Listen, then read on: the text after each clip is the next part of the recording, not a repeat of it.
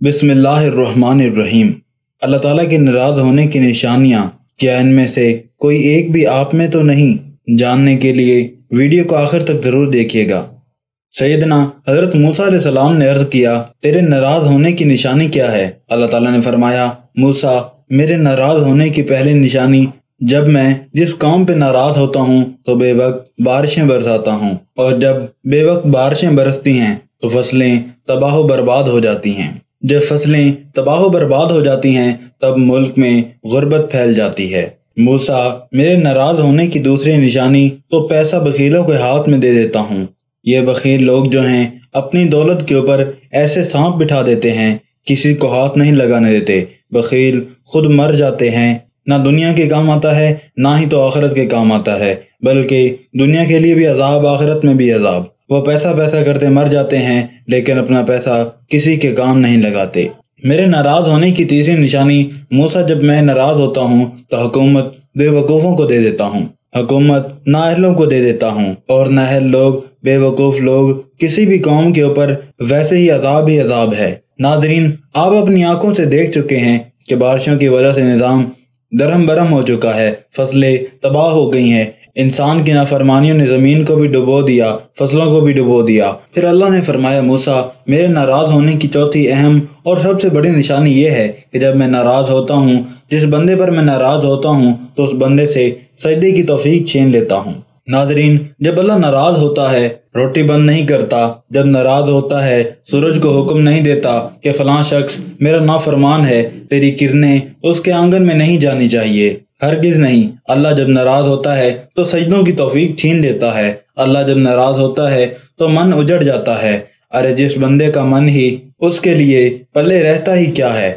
ناظرین، آج دیکھ لو، اللہ ہم سے روٹا ہوا ہے، اللہ ہم سے ناراض ہے۔ آج کے دور میں پیسہ بخیلوں کے ہاتھ میں ہے، وہ اپنے اوپر خرچ کرتے ہوئے لاکھوں اڑا دیں گے، مگر کسی غریب کو دیتے ہوئے ان کی مٹھی میں پسینہ آ جائے گا۔ اللہ تعالیٰ فرماتا ہے، میرے بندے، آ جا میری چوکھٹ پر، مجھے سجدہ کر، دنیا میں بھی کامیابی ملے گی، تمہیں آخرت میں بھی کامیابی ملے گی۔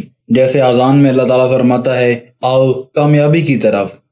اور ناظرین، ہماری کامیابی سجدے میں ہے، نماز میں ہے۔ اگر ہم اپنے نوکر کو 5 دفعہ بلائیں اور نوکر نہ آئے تو ہم اس سے تنگ آ جاتے ہیں اور ایک دن شدید تنگ آ کر اسے نوکری سے نکال دیتے ہیں۔ لیکن میرا اللہ تو وہ ذات ہے، اگر وہ یہ کام کرتا تو ہم لوگ فنا ہو چکے ہوتے۔ ناظرین، اس بات سے اندازہ ہو چکا ہوگا کہ وہ رب کتنا رحیم و کریم ہے۔ ایک مرتبہ ایک بڑا شخص جس کی عمر 80 سال تھی مسجد میں آیا، بیٹھنے کا طریقہ نہیں آ رہا تھا، کھڑا ہونے کا طریقہ نہیں آ رہا تھا۔ 80 سال کی عمر کا بوڑھا ہے، نماز پڑھنے کا طریقہ نہیں آ رہا تھا، قیام کرنے کا، رکوع سجود کرنے کا طریقہ نہیں آ رہا تھا۔ امام صاحب نے دیکھا، پوچھا، بابا جی، مجھے لگتا ہے آپ اس مسجد میں پہلی مرتبہ آئے ہیں۔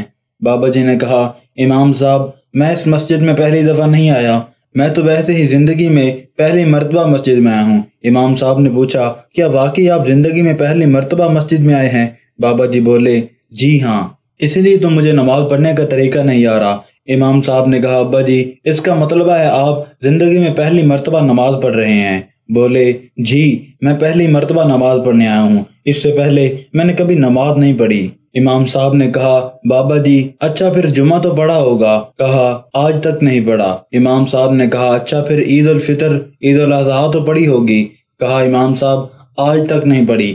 امام صاحب بولے، اچھا پھر آج تک کسی کا جنازہ تو پڑھا ہی ہوگا؟ کہا، آج تک نہیں پڑھا۔ 80 سال کی عمر میں کچھ بھی نہیں کیا، ساری زندگی ضائع کر دی، ایک دن بھی اللہ کو سجدہ نہیں کیا۔ لیکن میرا اللہ کتنا رحیم ہے، وہ پھر بھی کہتا ہے، آؤ میری طرف، میں تمہیں معاف کر دوں گا۔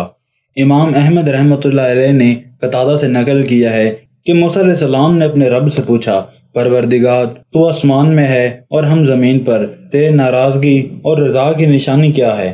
اللہ نے فرمایا، جب میں تم پر اہل تر نیک لوگوں کو مختار بنا دوں تو یہ میرے رضا کی نشانی ہے، اور جب تم پر بدترین لوگوں کو مسلط کروں تو یہ تم سے میرے ناراضگی کی نشانی ہے۔ اسی طرح ابن ابی دنیا رحمۃ اللہ علیہ نے فضیل بن عباس سے نقل کیا ہے کہ اللہ کے بعض انبیاء کو وحی کیا، اگر وہ لوگ جو مجھے جانتے ہیں میری نافرمانیاں کرنے لگے تو میں ان پر ایسے لوگوں کو مسلط کر دوں گا جو مجھے نہیں جانتے۔ اور حدیث ابن عمر رحمۃ اللہ علیہ میں بھی مرفوعاً یہ آیا ہے کہ اس ذات کی قسم جس کے قبضے میں میری جان ہے، قیامت اس وقت تک قائم نہیں ہوگی یہاں تک کہ اللہ تم پر ایسے حکمران مسلط کر دیں گے جو جھوٹے ہوں گے، اور ایسے وزراء مسلط کریں گے جو بدکار ہوں گے، اور ان کے معاونین خیانت کرنے والے ہوں گے، اور ان کے کارندے ظالم ہوں گے جن کے چہرے عبادت گزاروں جیسے ہوں گے لیکن ان کے دل بے رحم اور خشک ہوں گے، ان کے رائے ایک دوسرے سے مخالف ہوں گے۔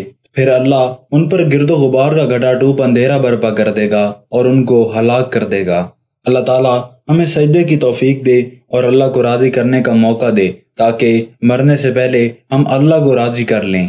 آمین۔